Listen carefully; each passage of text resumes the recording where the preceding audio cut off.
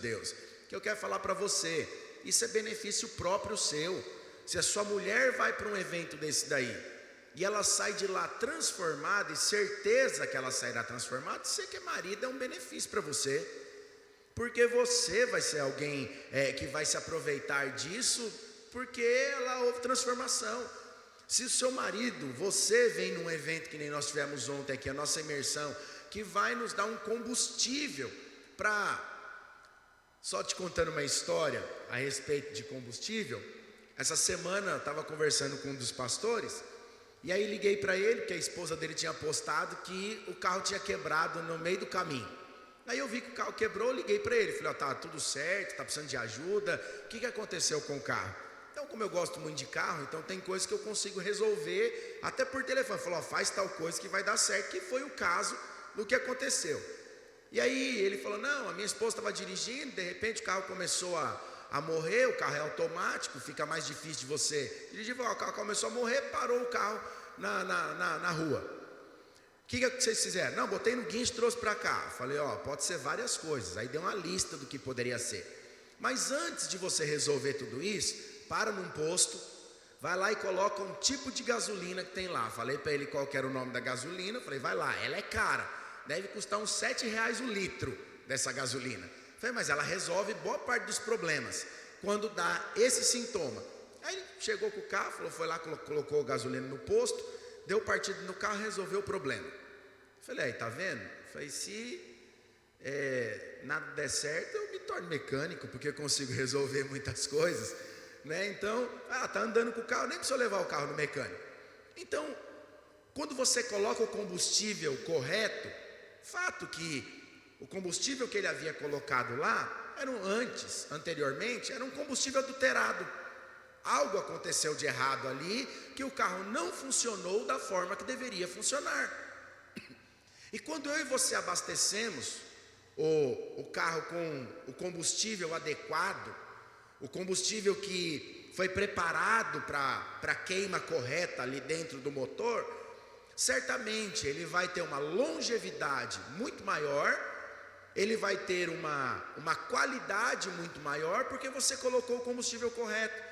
A vida cristã é da mesma forma, e eu já entrei na minha palavra já. Então a vida cristã é da mesma forma.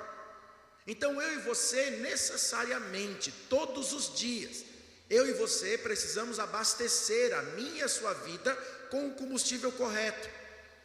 Nós precisamos colocar o combustível correto na minha e na sua vida, porque se nós não colocarmos, alguma coisa vai faltar.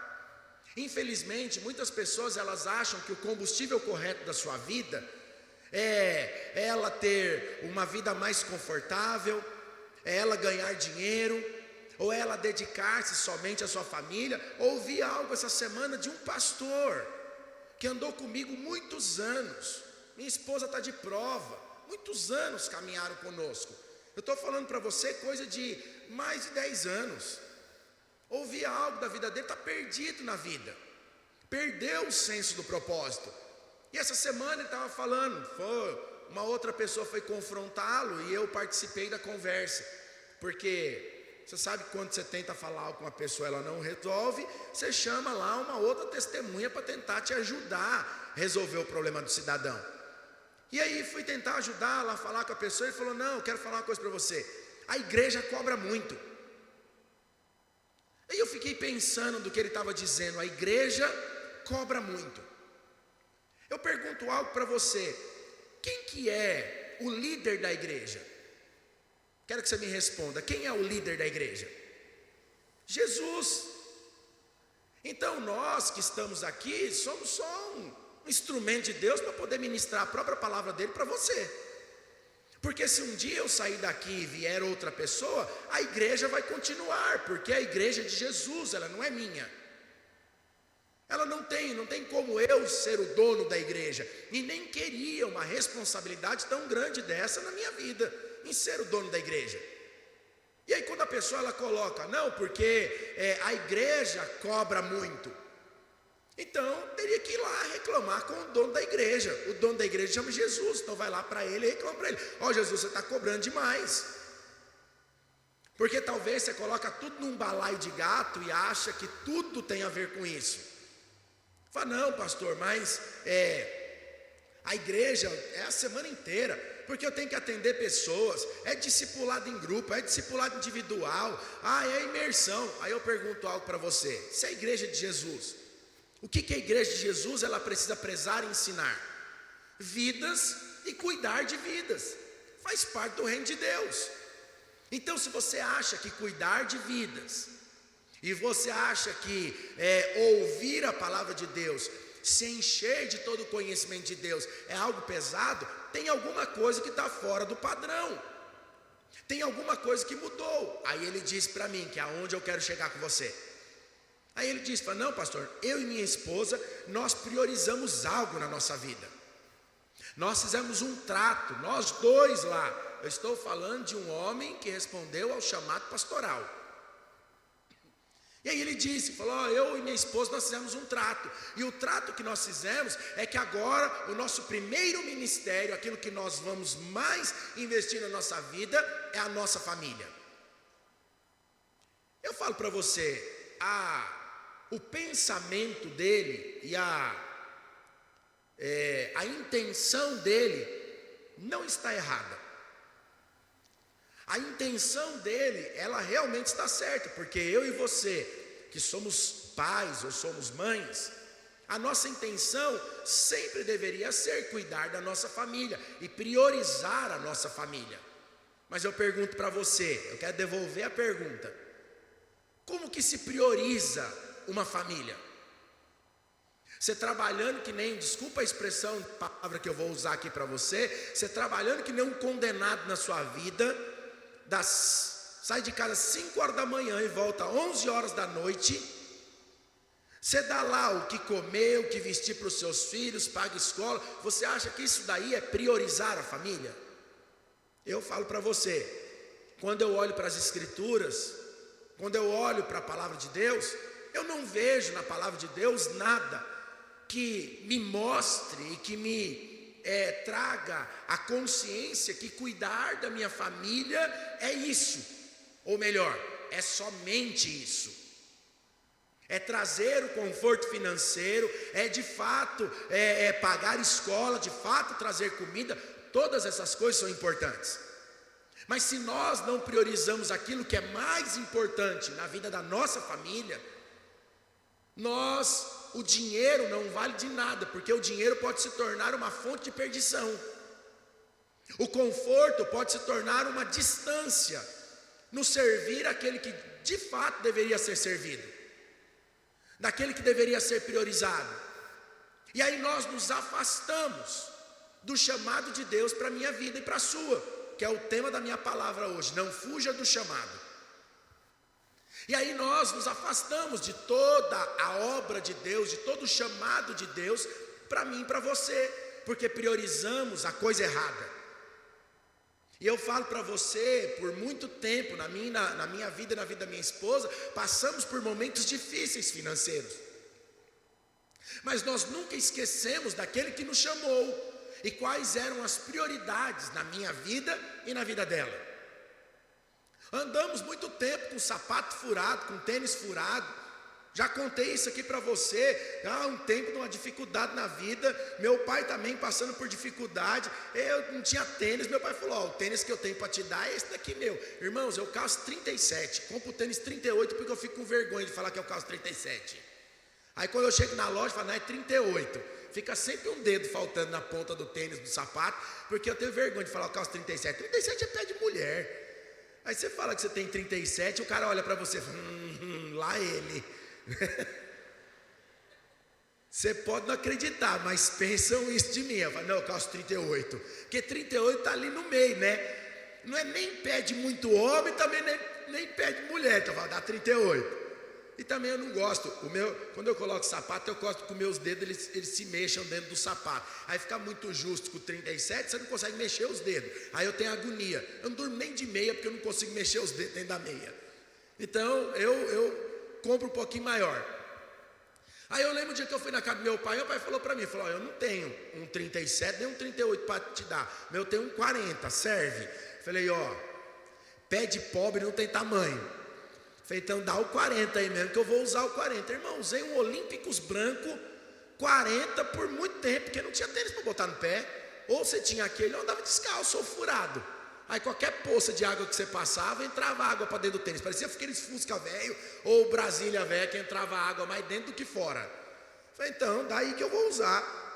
Nunca abrimos mão de chamar de Deus, porque sempre para mim, para minha esposa, o chamar de Deus era o mais importante da nossa vida. E eu falo para você, não tenho filhos perfeitos e nem um casamento perfeito. Eu não tenho uma família perfeita, mas graças a Deus, eu tenho filhos que amam fazer parte da vida da igreja, brigam por fazer parte da vida da igreja, anseiam por fazer parte da vida da igreja, porque foram ensinados nesse caminho. Então nós não fugimos do caminho, nós não fugimos do chamado. Então você permanecer no chamado de Deus para você é algo muito importante para a sua vida. Então as suas escolhas é o que vai determinar qual é o lugar onde você vai chegar. As suas escolhas é o que determina aquilo que você vai edificar na sua vida. As suas escolhas é o que vai te levar a viver todo o projeto ou todo o propósito de Deus aqui nessa terra. Quer ver? Abra sua Bíblia lá em Mateus capítulo 19, verso 16. Mateus capítulo 19, verso 16. Mateus capítulo 19, verso 16, diz assim: e eis que alguém aproximando-se, lhe perguntou, alguém aproximando de Jesus, lhe perguntou: mestre, que farei eu de bom para alcançar a vida eterna? Fala uma coisa, isso é uma boa pergunta ou não é? Mas é uma pergunta também capciosa ou não é? O que é que eu tenho que fazer para alcançar a vida eterna? E Jesus responde para esse cidadão aqui, que sequer a Bíblia fala o nome. E Jesus responde: por que me perguntas acerca do que é bom? Bom só existe um. Se queres, porém, entrar na vida, guarda os mandamentos. E ele lhe perguntou: quais? Respondeu Jesus: não matarás, não adulterarás, não furtarás, não dirás falsos testemunhos, honra o teu pai e a tua mãe, e amarás o teu próximo como a ti mesmo. Eu quero fazer uma pergunta para você. O jovem respondeu aqui para Jesus que ele fazia tudo isso, mas eu quero perguntar para você hoje: quais desses mandamentos aqui você não tem guardado? Eu posso aqui falar para você que muitos de nós aqui, muitas vezes tem alguns aqui que nós guardamos, boa parte da população não faz. Não mata, não adultera, não rouba. Mas quando entra aqui no falso testemunho, honrar pai e mãe, amar o teu próximo como a ti mesmo, aí eu falo: opa, aí tem um problema. Graças a Deus, pela graça de Deus na minha e na sua vida. Porque se não fosse, nós nem sobre isso poderíamos falar hoje. Mas Jesus continua aqui com ele, e ele replica. Aqui ele faz a tréplica aqui com Jesus. E ele diz, o jovem: tudo isso tenho observado, e o que me falta ainda? Era um bom jovem, era um homem que guardava, era um cara correto, era alguém que prezava em ter uma vida santa, era alguém que fazia as coisas conforme era um bom cidadão. E cuidado quando você cria o seu filho, aqui só abre aspas aqui, quando você cria o seu filho somente para ser um bom cidadão, ou quando você preza a sua vida para ser um bom cidadão. Outro dia eu tive um entreveiro com uma pessoa, e ela estava falando: mas você está falando algo para mim que não é verdade, porque assim, eu nunca fiz nada de errado. Falei: como que é? Século 21, você tem 65 anos, você nunca fez nada de errado? Falei: eu tenho 44, eu já fiz tudo de errado e continuo fazendo. Você tem 65, nunca fez nada? Nunca fiz nada de errado. Sempre paguei minhas contas em dia. Falei, bom, esse daqui eu já estou reprovado, porque tem algumas contas que eu não paguei em dia. Conta de água, conta de luz, já estou reprovado dessa. E ele acha que pagar a conta em dia é você estar aprovado. Faz parte de uma vida reta. Mas não quer dizer que você é menos santo ou mais santo porque você pagou uma conta atrasada. Mas ele acha que pagar uma conta atrasada você não deixou de ser santo. Barulho é esse? Jesus, não é Jesus que está voltando, mas amém, presta atenção aqui. Ele disse, não, criei minha família muito bem, nunca fiz nada de errado para minha família. Falei, pois é, aí eu toquei numa ferida, aí não deu certo. Falei, pois é, você está falando que você é tão certo. Você mesmo conta para mim que quando você era jovem, trabalhava numa determinada empresa, você bebia até cair, depois você pegava o seu carro, saía lá do extremo sul de São Paulo e vinha aqui para sua casa. Então você não é tão certo assim não, porque você podia ter matado muitas pessoas. Então você percebe que o conceito humano de você fazer as coisas corretas é muito relativo. O conceito humano de santidade é muito relativo. Aí agora você pode fechar aspas. O que foi? Então você pode, o conceito humano, vem aqui, Vivi, me fala aqui, eu não consigo, linguagem de sinal ainda não sou apto a fazer. O conceito humano não é. Eu estava conversando com essa pessoa, faz parte aqui da igreja, e ele falava isso para mim, então não faz parte do conceito, não faz parte da santidade. Então a santidade na vida da pessoa não é tão santo assim, não é tão correto assim. Então eu falo para você, então eu e você, todos nós que estamos aqui, todos nós quando olhamos para nós mesmos, falhamos quando desejamos, ou melhor, quando tentamos ser santos, todos, sem exceção. E esse jovem rico estava aqui dizendo para Jesus, eu sou santo, eu faço tudo certinho. E aí Jesus toca no ponto onde não havia santidade. Não havia. E aí ele diz aqui na santidade, e replicou-lhe o jovem, tudo isso tenho observado, o que me falta ainda? Disse-lhe Jesus, queres ser perfeito? Porque ele não era. E aí Jesus diz, vai e vende todos os seus bens, dê aos pobres, e terá um tesouro no céu, depois vem e me segue. Tendo porém o jovem ouvindo toda essa palavra, retirou-se triste, por ser dono de muitas propriedades. Então você percebe que você fazer as coisas de acordo com aquilo que o mundo diz que é certo, é uma coisa boa, mas ela não vai te levar à santidade de fato. Então aqui no relato desse jovem rico aqui que está em Mateus, nós encontramos uma história de alguém que tinha um desejo profundo de alcançar a vida eterna, de alcançar algo bom, de alcançar realmente ser um discípulo de Jesus. Então ele se aproxima de Jesus, ele busca orientação sobre o que deveria fazer, para quê? Para obter o prêmio espiritual daquilo que a sua palavra diz. Então Jesus ali, ele conhece, você sabe que Jesus, ele conhece o meu e o seu coração, e é um ledo engano quando nós falamos a respeito de pessoas, fala, não, mas eu conheço o coração da pessoa. Você não conhece.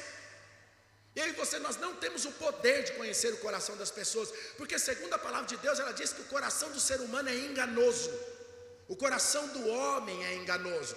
Então a única pessoa que pode conhecer o coração é Jesus. Então Jesus, ele conhece o coração aqui desse jovem. Então o que Jesus ele faz primeiro? Ele instrui a quê? Instrui esse jovem a guardar os mandamentos. Então o jovem aqui chega para Jesus e fala, dá testemunho, não, eu tenho guardado tudo isso. Mas Jesus ali sabia que tinha algo, faltava algo na vida desse jovem, e o próprio jovem sentia que faltava algo na sua vida. Você já se sentiu deslocado num lugar muitas vezes que você vai, e não é o seu ambiente, aí a hora que você chega no lugar, você fala assim, nossa, não está legal esse ambiente aqui. O que eu estou perdido? Eu sou um peixe fora do aquário. Há um tempo atrás aí eu fui almoçar com o governador do estado de São Paulo. Irmão, cheguei lá, foi tudo pimpolinho, porque ia almoçar com o governador. Foi grande coisa, né? A hora que eu cheguei lá e sentei na mesa lá, eu falei, meu Deus, o que eu estou fazendo aqui? A gente foi com uma equipe de pastores de São Paulo, aqui de supervisores, foram almoçar com ele. Falei, meu Deus, eu me senti o cara mais deslocado da face da terra. Porque o assunto que eles falam não é um assunto que eu estou acostumado a falar. Não é algo que faz parte do meu oikos. Não é algo que faz parte do meu dia a dia. Me senti deslocado. Então esse jovem aqui era alguém que sabia que o que ele estava falando, ali o que ele estava verbalizando não era aquilo que realmente ele sentia. Ele estava fora de algo, tinha algo que não estava ali fechando, tinha algo que não estava ali combinando as suas engrenagens ali. Eu tenho guardado tudo, mas o que eu faço para ganhar a vida eterna? Porque se ele soubesse que a vida eterna era ganha pelas coisas que ele fazia, ele não tinha perguntado isso para Jesus. Mas ele perguntou, eu tenho guardado tudo isso, mas o que me falta? Jesus disse para ele, não, o seu coração está no lugar errado. O seu coração está no lugar onde não deveria estar. O seu coração está no dinheiro. O seu coração está nas coisas. Não que era problema ter dinheiro, porque para Jesus não era problema ter dinheiro. Pelo contrário, ter dinheiro no ministério de Jesus, se você não fosse apegado a Ele, se Ele não fosse seu Deus, do que Jesus foi sustentado durante todo o seu ministério? Por mulheres ricas, eram elas que sustentavam o ministério dele. Então o problema não era o dinheiro, o problema era o coração. O coração fora do propósito divino, esse sim é o problema. Então quando o coração está preso no dinheiro, quando o coração está preso na família, quando o coração está preso num carro, quando o coração está preso em coisas, aí sim você se afasta do propósito divino.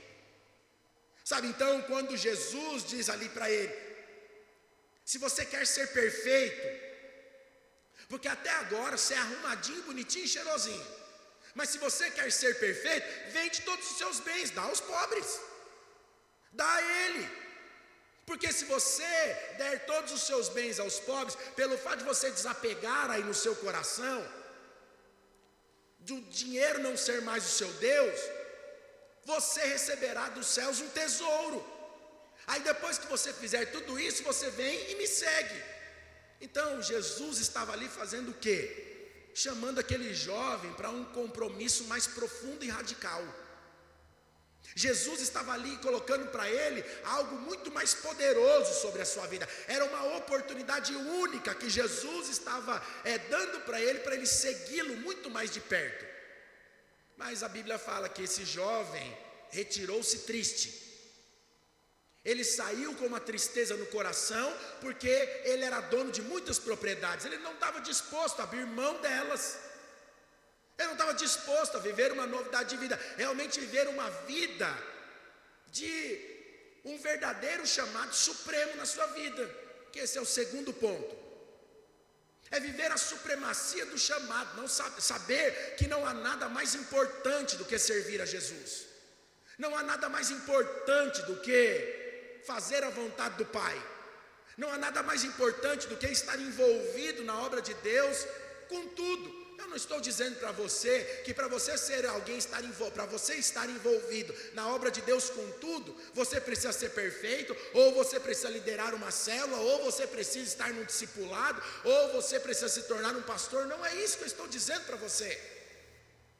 Porque servir a Deus no chamado dele supremo para a sua vida, não tem a ver com isso, mas tem a ver com um coração sedento em buscar a presença de Deus, um coração que realmente clama, anseia pela presença de Deus. Então nós sabemos que Deus, Ele sabe de tudo, Ele está em todos os lugares, e Ele sabe ainda o que vai acontecer, porque segundo a sua palavra, sabe, o nosso Deus, Ele é inigualável. Sabe, Ele possui atributos únicos, sabe, que somente a eles pertencem, somente a Ele pertencem. Então só Ele sabe de todas as coisas, Ele conhece o coração do ser humano. Então a Bíblia fala que Jesus, Ele é onisciente, então Ele sabe de todas as coisas, até mesmo os pensamentos mais íntimos.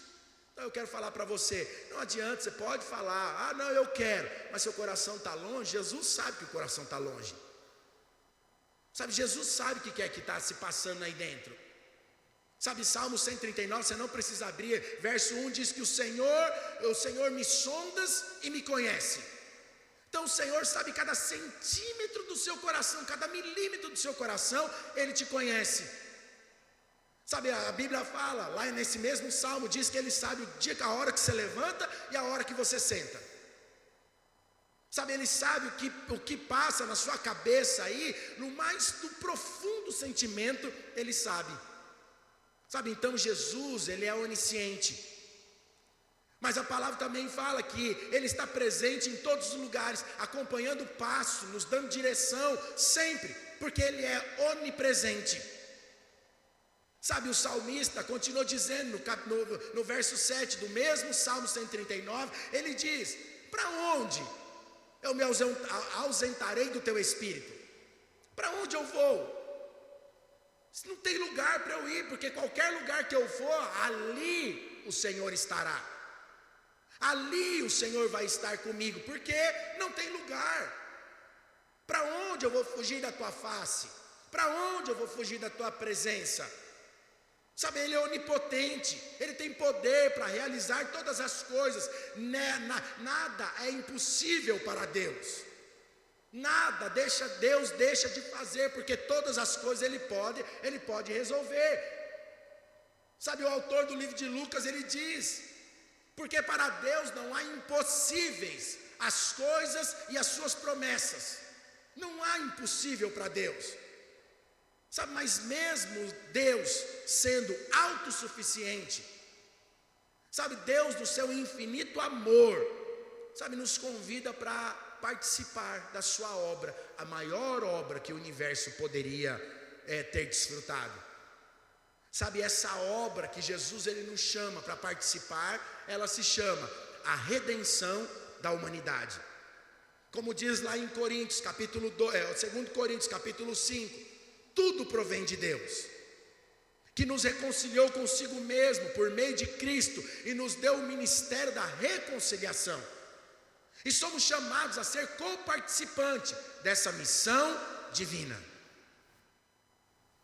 Então Deus ele nos chamou, mesmo sabendo, mesmo Ele sendo onipresente, onisciente, onipotente, sabendo quais são os lugares que nós muitas vezes andamos, quais são os pensamentos que nós temos, quais são as coisas furadas que nós falamos, Ele nos escolheu para fazer parte dessa obra, Ele nos escolheu para fazer parte de um chamado. Então Deus nos dá a oportunidade de responder esse chamado, Ele nos dá a oportunidade de viver esse chamado, Ele nos dá a oportunidade de desfrutar desse chamado todos os dias. Então olha para quem está do seu lado aí, você está prestando muita atenção hoje, eu estou preocupado. Fala com quem está do seu lado, eu falei, e aí, você vai responder o chamado de Deus ou não? Ele está vivo? Ele respondeu alguma coisa para você? Está vivo? Ou a palavra está falando muito com você, ou você está falando assim, esse pastor está ficando maluco. Porque eu quero falar para você, não existe outro sentido da minha e da sua vida cristã. Não existe. Aí, gostei disso, hein? Tá pegando esse negócio, gostei. Isso aí só quem vai no retiro de pastores que vai entender o que o Aelson acabou de falar. Só os entendedores entenderão. Como que é? Ah, é? Tá aqui o aval? Então tá bom, glória a Deus. Então Deus te dá a oportunidade de responder o chamado. Deus, na sua infinita graça, mesmo sabendo que você é falho, Deus te dá a oportunidade de responder ao chamado. Deus dá a oportunidade, mas muitos, por diversos motivos, não escolhem não responder. Mesmo Deus colocando todas as oportunidades diante de você, muitos escolhem não responder. Sabe, assim como nós vemos na história de Jonas, que dia eu quero pregar, outro dia eu preguei sobre Jonas, mas não foi muito bom. Eu senti que faltou algo, qualquer dia eu quero pregar de novo, mas você sabe a história. Aquele que foi engolido pelo peixe. Pai, Deus fala para ele para um determinado lugar. Deus fala para ele pregar em Nínive. Mas ele decide, fala, não, Nínive eu não vou não, porque é o seguinte, aquele povo que está lá não é um povo muito legal, eu vou para Tarsis, porque afinal eu estou pregando o evangelho. Então, se eu for para Tarsis pregar o evangelho, está tudo resolvido. Deus fala, não é a hora de Tarsis, a hora de pregar agora é de Nínive. E ele foge ali daquele chamado, do primeiro chamado. Sabe, Deus aqui está convidando você para fazer parte de algo muito maior, mas infelizmente, muitos ainda não escolheram realmente abraçar o propósito divino. Muitos ainda perdem a oportunidade de responder ao chamado de Deus. Sabe, de entrar de fato de cabeça naquilo que Deus, Ele te chamou para estar, para fazer. Sabe, Jesus, Ele nos chama, a palavra de Deus afirma que Ele nos chamou para fazer, sentar-se à mesa, comer do seu banquete, provar de tudo que Ele tem, mas muitos ainda desejam comer somente as migalhas. E Jesus está dizendo aqui, lá em Lucas capítulo 14, não precisa abrir, que o meu tempo já está estourado, daqui a pouco as crianças precisam fazer uma apresentação, e eu não tenho tempo. Lucas capítulo 14, verso 15 diz, ao ouvir isso, um dos que estavam à mesa com Jesus lhe disse, feliz será aquele que comer no banquete do reino de Deus. E Jesus respondeu, certo homem estava preparando um grande banquete, convidou muitas pessoas, na hora de começar, enviou o seu servo para dizer aos que haviam sido convidados, vinham pois, tudo já está pronto, mas eles começaram um por um a apresentar desculpas. O primeiro disse, acabei de comprar uma propriedade, preciso ir vê-la, por favor me desculpe. O outro disse, acabei de comprar juntas de boi, preciso experimentá-las, por favor me desculpe. O outro disse, acabei de casar, por isso não posso ir. O servo voltou e relatou tudo isso ao Senhor. E disse o servo, o que o Senhor ordenou foi feito e ainda há lugar. Então o Senhor disse ao servo, vá pelos caminhos e valados, obrigue-os a entrar para que a minha casa fique cheia. E eu lhes digo, nenhum daqueles que foram convidados provará do meu banquete. Sabe, com Deus muitas vezes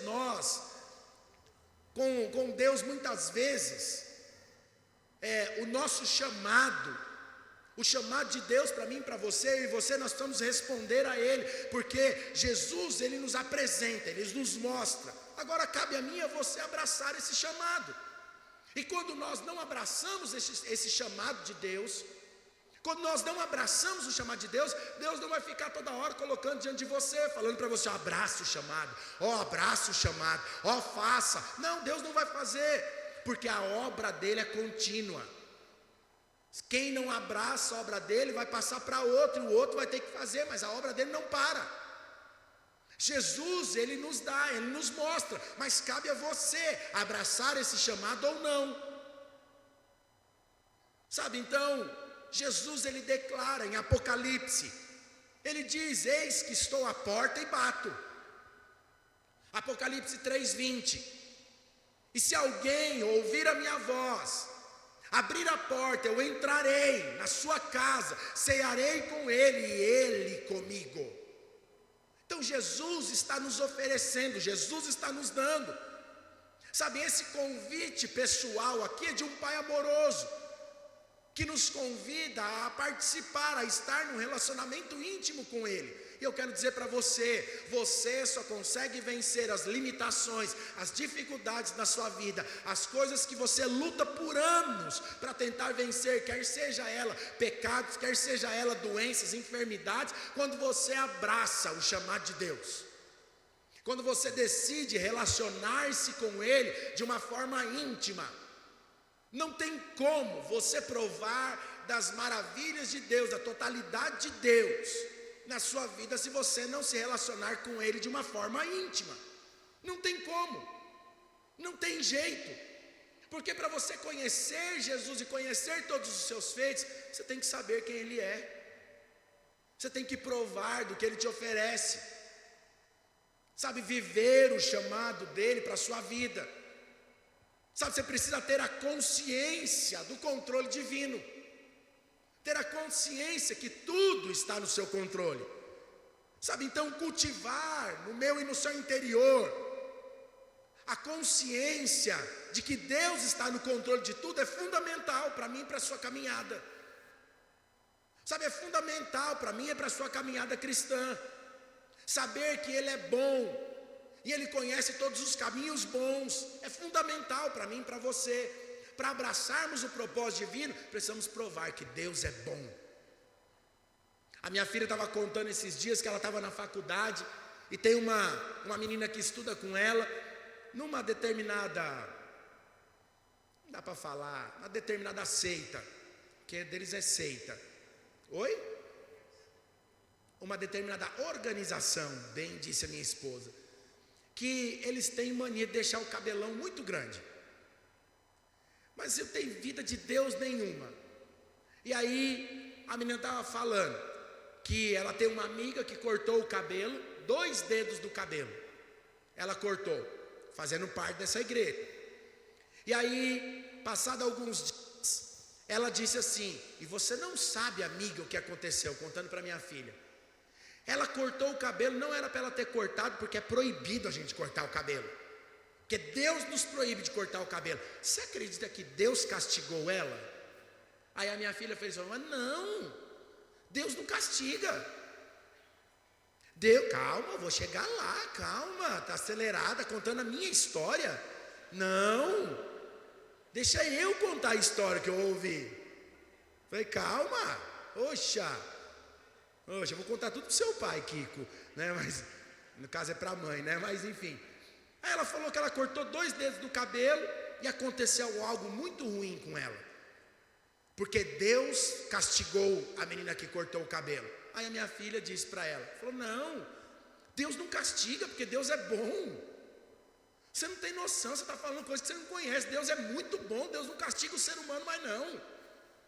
Lá atrás, na época da lei, o negócio pegava, mas agora não pega mais não. Então eu quero falar para você, Deus é bom. Você conhece a graça de Deus? Ela, graça, o que é graça? Então quem não conhece a graça de Deus, nunca vai saber daquilo que você está falando. Então primeiro ela precisa ser apresentada à graça. Aí depois que ela for apresentada à graça, aí ela vai saber. Aí a minha filha, só de curiosidade, perguntou: o que aconteceu com ela? Ela cortou 2 dedinhos do cabelo, e todas as pontas dos dedinhos dela foram cortados em algo que ela estava fazendo. Ela cortou todas as pontas do dedo e atribuiu uma fatalidade a Deus por conta de um cabelo. Coitada da Nádia, então, estava perdida. Tinha perdido os braços, as pernas, porque cada semana está com um cabelo diferente. E eu acho o máximo, Nádia, você está com cabelo diferente. Marcão, você é um privilegiado demais. A mulher nova todo final de semana. A mesma mulher mais nova. Olha que coisa fantástica. Você é bênção demais, rapaz. Imagina essas mulheradas de hoje em dia, está perdida. Um dia está com cabelo loiro, outro dia cabelo vermelho, outro dia está com cabelo preto, outro dia está com cabelo azul. Ah, minha sogra então estava perdida. Porque ô mulher que gosta de trocar de cor de cabelo. Aí ela fala: ficou bom? Aí a minha mulher fala: não ficou muito bom não. Ela vai lá e troca a tinta e bota outra. Fala: ô misericórdia. E às vezes ainda chama eu para pintar o cabelo dela ainda. Você acredita um negócio desse? Eu já pintei o cabelo da minha sogra, irmão. Vocês podem não. Por isso que ela me falou que eu sou o genro lindo. Eu já pintei o cabelo dela algumas vezes, não foi uma vez só não. De férias pintando o cabelo da sogra. Mas volta para cá. A gente quis pintar o do meu sogro, mas ele não quis deixar. Mas volta para cá. Tá com cabelo branquinho, não quis deixar, mas volta aqui. Sabe, então Deus planejou para mim e para você. Deus aqui, Ele nos chama para viver esse chamado. Sabe, Deus nos chama para abraçar esse chamado. Então cultivar a consciência daquilo que Deus está no controle de tudo é fundamental para mim e para a sua caminhada cristã. Porque Ele é bom e Ele conhece todos os nossos caminhos. Sabe, o apóstolo Paulo diz lá em Romanos capítulo 8, verso 28, ele diz que todas as coisas cooperam para o bem daqueles que amam a Deus, daqueles que são chamados segundo o seu propósito. Então fala para o seu irmão, fala: não tem nada que está fora do controle de Deus na sua vida. Não tem nada. Sabe, talvez você esteja aí agora dizendo: pastor, eu estou passando por muitas dificuldades, muitas coisas complicadas. Eu quero dizer para você: não tem nada que foge do controle de Deus na sua vida. Nada. Ontem acabou nossa imersão e um irmão lá da Atos 29 ontem veio conversar. Na realidade ontem eu só conversei com o povo da Atos 29. No final lá, aí o pessoal vindo perguntar. E aí tem um irmão que trabalhou muitos anos numa empresa, um irmão muito precioso. Trabalhou muitos anos numa empresa, fabricava pão de forma, essa empresa dele. Muitos anos. Rapaz correto, certinho no que fazia. Arrumou emprego para metade da igreja, de outras igrejas. Ele arrumou emprego para as pessoas trabalharem lá no lugar. Ele era chefe lá, coordenador de um setor. Muitas pessoas. Um cara certo, nunca chegou atrasado, nunca fez nada de errado, certinho. Colocaram ele num rolo lá na empresa, falando que ele estava priorizando algumas pessoas. E não era verdade. Não era verdade. E ele foi mandado embora da empresa por justa causa. Não recebeu um centavo. Acho que 14 anos de empresa. Sem um centavo. E aí ontem ele estava lá, falou: pastor, eu não sei o que aconteceu. No final da imersão, ontem ele perguntando: eu não sei o que aconteceu, eu não sei o que é que Deus quer de mim. Eu não sei. Na verdade, a palavra foi inspirada nele hoje. Porque naquilo que ele estava falando. Falei: pastor, eu não sei o que acontece, porque estava indo tudo muito bem. Eu falei: continua, porque nada foge do controle de Deus. Você pode saber que todas essas coisas estão sendo contadas, porque Deus tirou isso daqui seu, porque o bom no mundo não é o melhor de Deus para você. Então você pode esperar que o melhor de Deus está chegando, e você vai provar desse melhor de Deus. Não é só chorar que nem criança ali no fundo. Fala: pastor, eu creio, eu só queria ouvir a palavra. Então você acabou de ouvir. Você pode esperar, porque você foi mandado embora, mas Deus vai te honrar. Você pode escrever que eu estou te falando. Deus vai te dar em dobro tudo que você plantou, que você abençoou pessoas da igreja que precisavam de emprego. Você foi um bom funcionário e você foi injustiçado. E não tem nada que passa em branco aos olhos do Senhor. Nada passa desapercebido aos olhos de Deus. Sabe por quê? Porque todas as coisas cooperam para o bem daqueles que amam a Deus e daqueles que foram chamados segundo o seu propósito. E estava aqui na imersão, chorando, babando, caindo, levantando a mão, orando. Falei: você pode escrever, Deus vai te dar. Porque Deus planejou cada detalhe da sua vida. Deus planejou cada milímetro da sua vida. Deus expressa a sua profundidade, o seu cuidado na formação do plano dele para a sua vida. E eu disse para ele ontem, eu perguntei: você está firme no propósito de Deus, pastor? Eu estou. Falei: então, meu irmão, eu quero dizer para você, a Bíblia fala que os teus olhos me viram, a sua abundância ainda informe, o teu livro foi escrito, e todos os meus dias, o salmista diz isso, cada um deles está escrito e determinado, quando nenhum deles ainda havia escrito. Os meus dias já foram determinados pelo Senhor, e o melhor dele eu vou viver. Sabe, a nossa vida ela é um testemunho. A nossa vida ela é um testemunho para a edificação de pessoas, do cuidado, da provisão divina. Esse é o chamado de Deus para mim e para você. Sabe, à medida que respondemos ao chamado, nós somos moldados, transformados à imagem e à semelhança de Cristo. E eu quero perguntar para você: quantos aqui desejam todos os dias ser a imagem e a semelhança de Cristo Jesus? Levante sua mão. Quero chamar a equipe de louvor aqui, rapidamente. Sabe, então, a palavra de Deus, ela diz, o apóstolo Paulo diz lá em Filipenses, o apóstolo Paulo, ele afirma que ele está plenamente convencido que aquele que começou a boa obra na minha e na sua vida, ele vai terminá-la. Fala para ele, para a pessoa que está do seu lado, fala: tudo que ainda está inacabado, o Senhor vai terminar na sua vida. Não tem nada que fica para trás, nada. Mas para isso você precisa abrir mão de algumas coisas. Sabe, abrir mão muitas vezes da frustração. Eu esperava algo, mas eu não recebi. Abra mão da frustração. Sabe, foque em Deus. Porque a frustração, ela vai trazer para você uma inércia espiritual. Sabe, a frustração vai fazer você paralisar ou você acostumar com coisas. Sabe, então ignorar o chamado de Deus, ignorar o chamado de Deus, ignorar o propósito de Deus para a sua vida, é perder a oportunidade de priorizar a plenitude da sua vontade, do seu propósito na minha e na sua vida. Sabe, então, a falta de propósito para mim e para você, a falta de propósito para as nossas vidas, sem responder ao chamado de Deus, é uma vida sem rumo. A falta de propósito é você pegar o seu carro e não saber para onde você vai. Sabe, levando uma sensação de vazio, de falta de propósito. Vazio. Como eu disse que eu conversei com a pessoa aqui, falou, não, eu sou certinho. Não, mas eu pego o carro, saio de lá de um determinado lugar e venho. Conversei aqui, semana passada, com a pessoa. Porque eu conheço. E aí você fala, eu que conheço o que nem é profundo, fala, então você não é tão certinho assim. Você faz ainda o que é errado.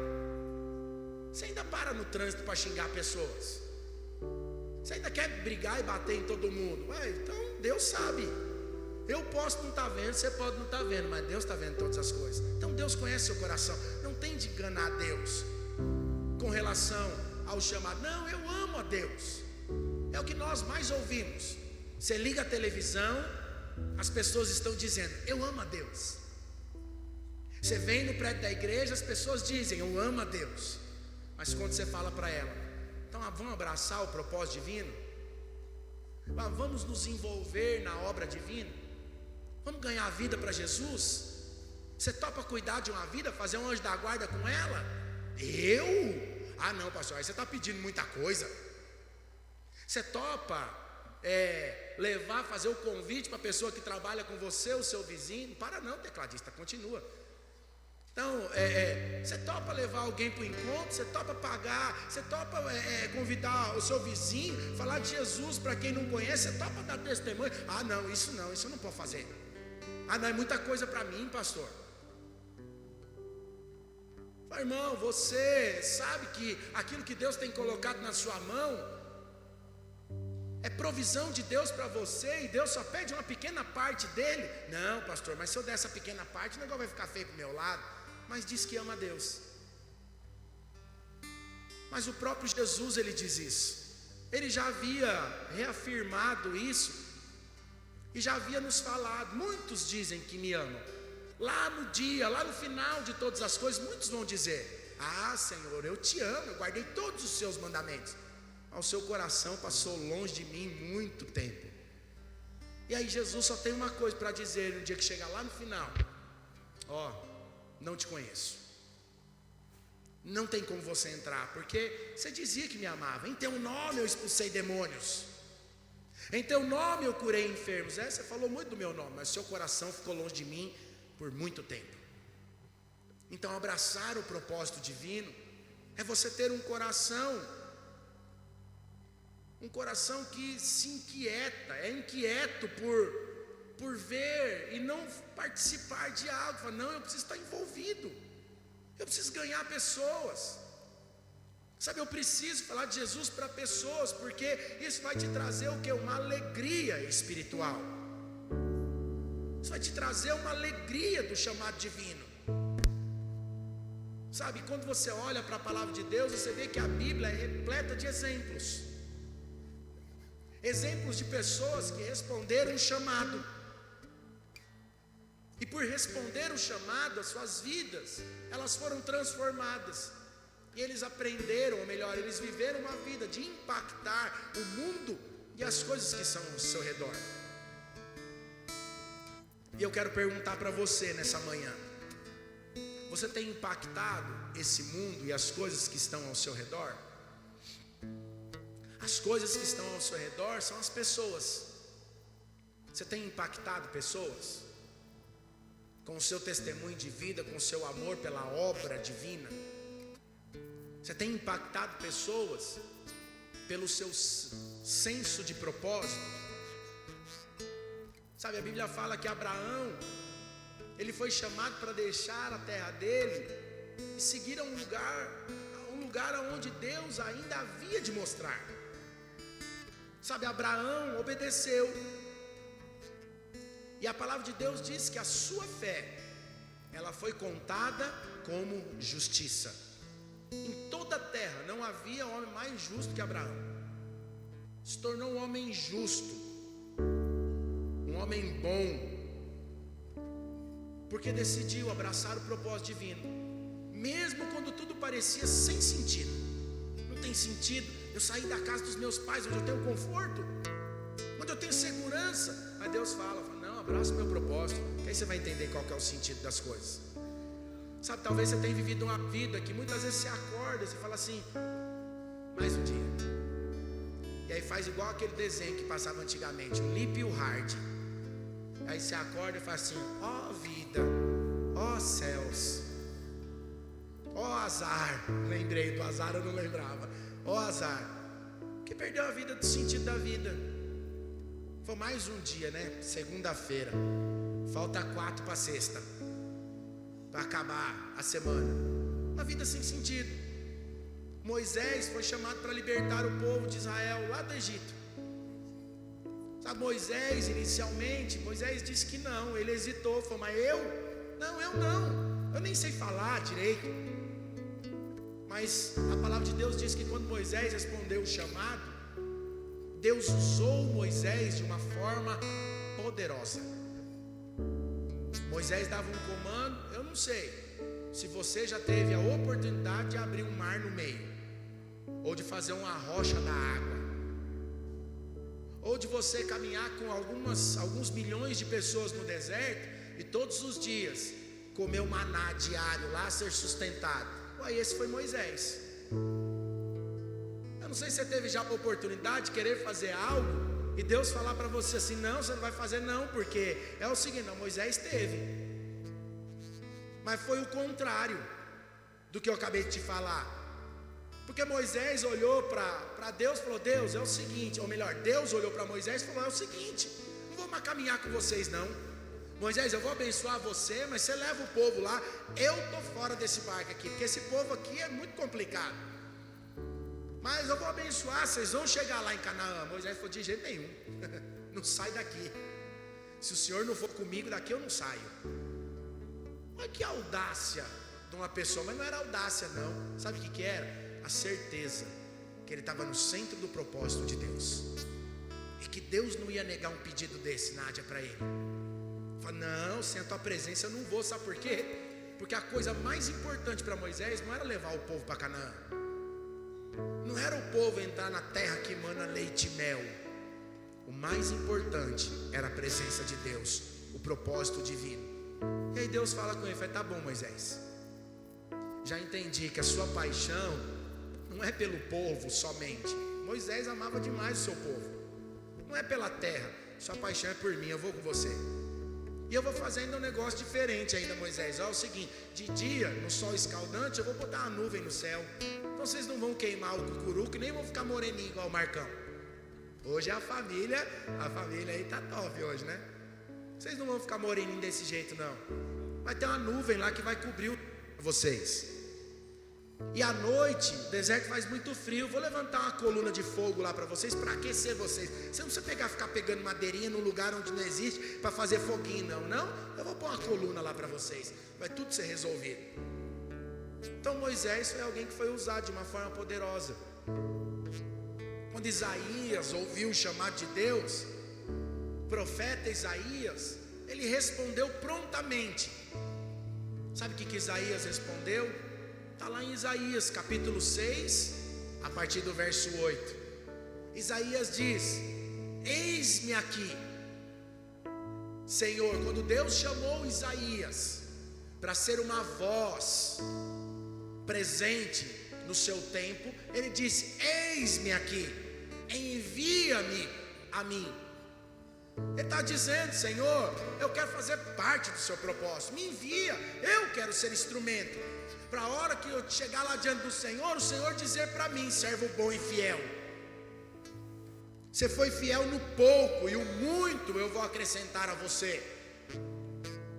Sabe o que esses homens aqui, todos esses que eu disse para você, ainda tem mais uma dezena deles. O que todos esses homens aqui têm em comum? Pergunta para quem está do seu lado, o que todos esses homens aqui foi falar têm em comum? Fala para ele assim, todos responderam ao propósito divino. Então há um desafio. Eu quero te fazer um desafio em responder ao chamado divino. Como eu disse para você, não é você se tornar um líder de célula, por mais que isso seja consequência. Não é você se tornar um pastor, se tornar um músico, se tornar um obreiro, se tornar um discipulador. Não é isso não. É abraçar o propósito divino. E o propósito divino para mim e para a sua vida, ele começa no formar Cristo em vós. Esse é o propósito divino. E quando Cristo é formado em vós, o seu senso de prioridade muda. Porque Cristo é formado em vós. E aí você sabe que a sua prioridade é a sua família. Mas a sua família estando, ou melhor, fazendo parte do propósito divino. Então a priorizar a minha família é eles estarem todos aqui comigo, cumprindo o chamado divino. Essa é a minha prioridade. O seu senso de prioridade muda. Eu queria que você ficasse em pé aí no lugar onde você está. Mas presta atenção aqui no que eu quero dizer para você. Sabe, hoje eu quero desafiar a você a responder o chamado do Senhor. Sabe, como igreja e como indivíduos, nós somos sempre convidados a dizer sim ao propósito de Deus para mim e para a sua vida. Mas lá em Hebreus, nós não somos convidados a dizer sim. Lá em Hebreus, nós somos lembrados de que sem fé é impossível agradar a Deus. E ele continua dizendo: porquanto é necessário que aquele que se aproxima de Deus creia que existe o que se torna galardoador dos que o buscam. Há uma recompensa daqueles que são cheios de fé.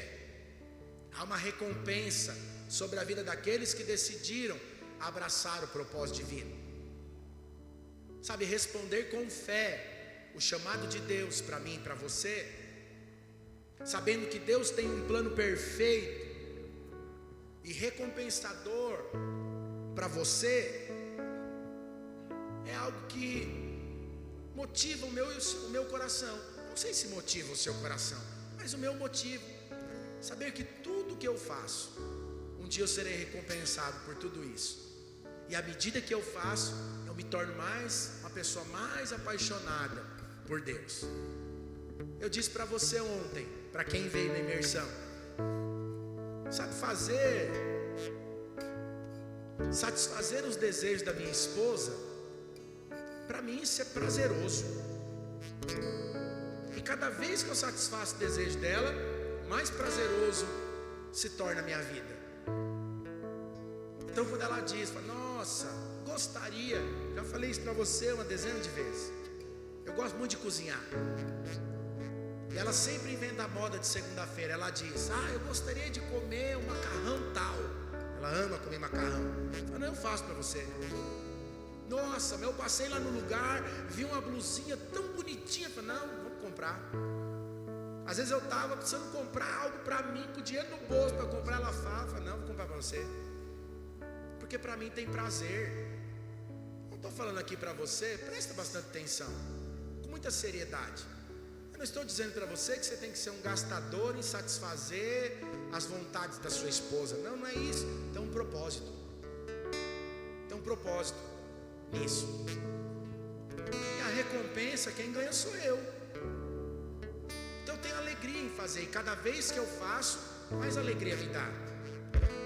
Eu tenho alegria em satisfazer as vontades dos meus filhos, em pagar o melhor. Ontem meu filho estava dizendo, papai, eu preciso estudar porque no ensino médio eu preciso entrar numa boa escola. Eu falei, mas por que você está tão desesperado para entrar numa boa escola daqui a 3 anos? Pai, deixa eu te perguntar uma coisa, alguma coisa te faltou até aqui? Você estudou até agora, você estudou em alguma escola que não foi boa para você? Porque sempre nós prezamos em pagar as melhores escolas. Eu falei, então isso não pode ser a sua preocupação. Mas quando ele fala um negócio desse, eu tenho prazer em falar, não, vou pagar a melhor escola. Quando Quando eu falo pagar a melhor escola que o meu bolso pode pagar. Vou fazer o impossível, porque isso me dá prazer. Mas por que me dá prazer? Porque eu estou 100% envolvido com eles. Eu tenho prazer em você dar uma coisa, você vê o olhinho brilhando, a alegria chegando, eu tenho prazer.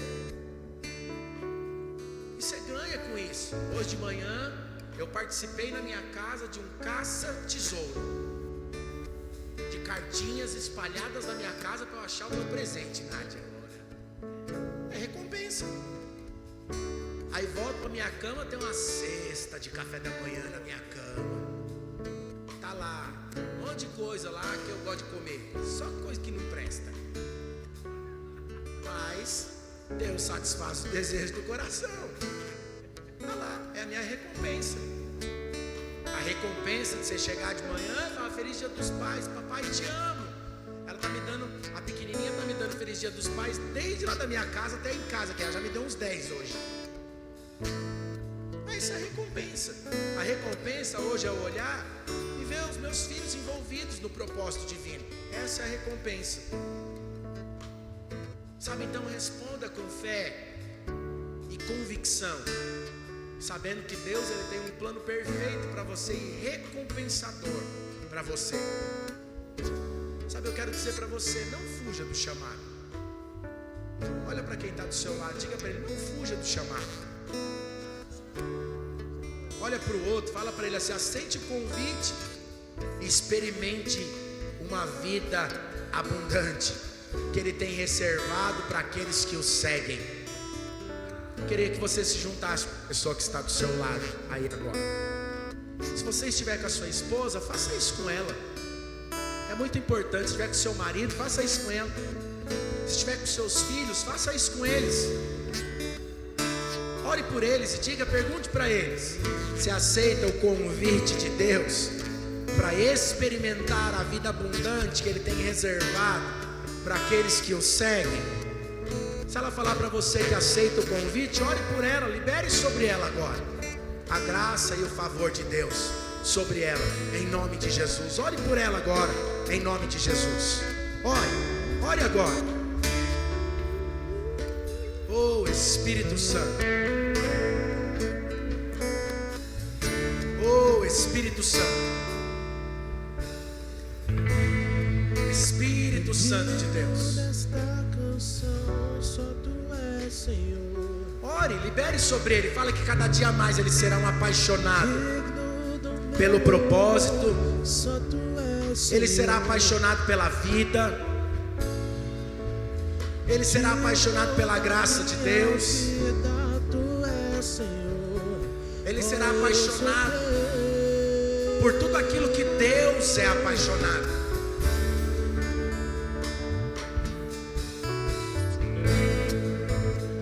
Nome que é sobre todos é o teu Jesus, fonte da salvação, só tu és Jesus. Digno da minha vida, Espírito Santo de Deus, Jesus, oh eu sou teu. Senhor, nós declaramos,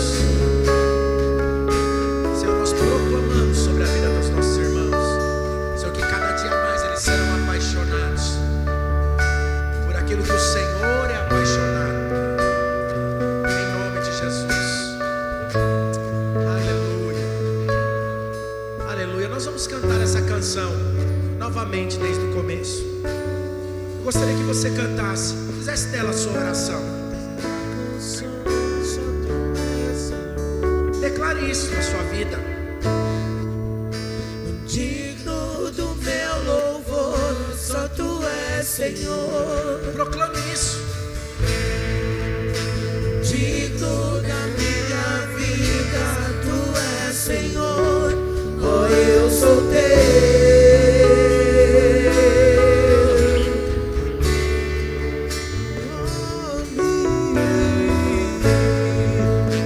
Nome que é sobre todos é o teu Jesus, fonte da salvação.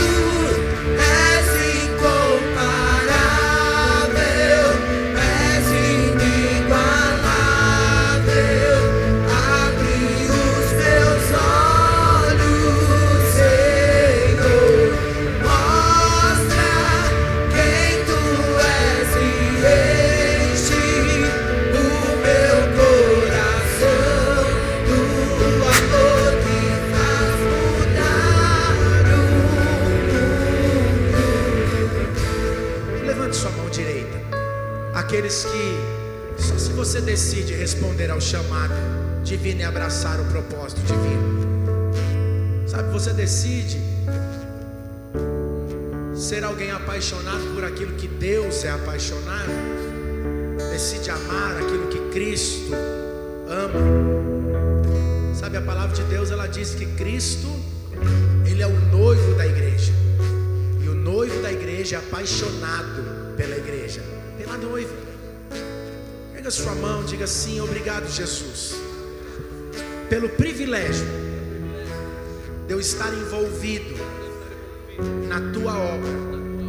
Diga assim: obrigado, porque hoje eu posso abraçar o teu propósito divino, sabedor que nada pode me paralisar, nada pode me tirar fora do propósito do Senhor, porque o Senhor decidiu, através da sua cruz, me incluir no propósito eterno. Aleluia. Dá uma salva de palmas a Jesus. Vive aqui, em nome de Jesus. Você não vai apresentar? Oi? As crianças podem subir aqui? Pode vir? O louvor pode descer, né? Pode, né? Vocês podem descer, senão elas vão jogar vocês daqui de cima, porque elas são bem intensas. Papai não vai embora ainda não, nós vamos orar por você ainda. Aleluia. Glória a Deus.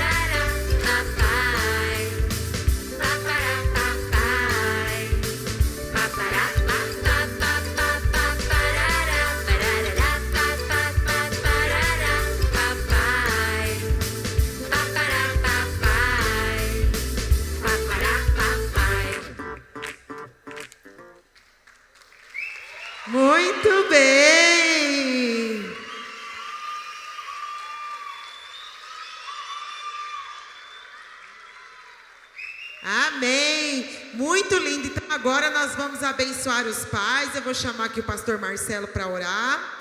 Amém? Som. Então vamos lá de novo, no 3 então, hein? A hora que eu falar 3, vocês falam, ok? 1, 2, 3. Aê! Amém. Queria que ficasse em pé, somente os papais, fiquem em pé. Você está querendo ir embora da igreja, né? Som. Glória a Deus. Som. Você que casou agora não faz muito tempo e está sentado